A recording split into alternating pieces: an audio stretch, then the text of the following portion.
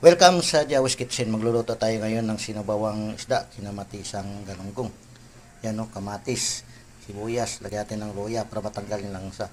Yan, sibuyas na dahon. Na syempre yung galunggong natin. Ayan o, pakulo tayo ng tubig. Yan. Pagka nakulo, saka natin lagay yung isda. Okay.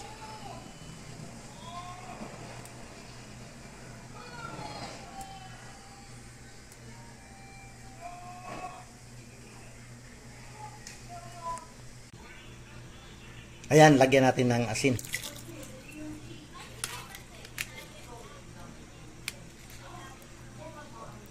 Tsaka seasoning. Ayan, antayin natin kumulo. Tsaka lagay yung isda. Kumulo na, lagay natin yung sibuyas. Ayan. Kamatis. Oops. Siyempre yung isda.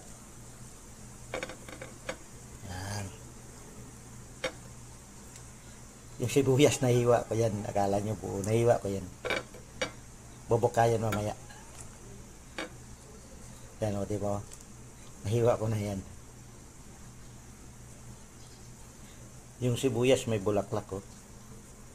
Yan o, sibuyas dahon. Ang ganda ng bulaklak. O, diba? Panguli lang natin to. Yan, nilagyan ko na ng asin niya kanina at saka seasoning. O diba, simple-simple lang. Palambutin lang natin yung kamatis. Yung isda, dali lang man maluto yan.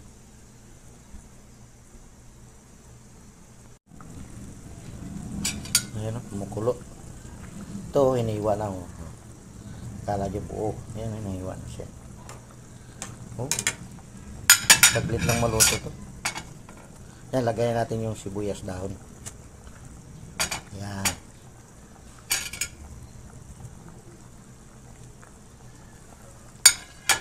Ayan, luto na yung sinabawang isda natin, isdang galunggong, kinamatisan. Yan o, tsaka may sibuyas. Ayan, sarap naman. Simple-simple. Walang taba, walang kolesterol. Yan o, kanin na lang yung kulang.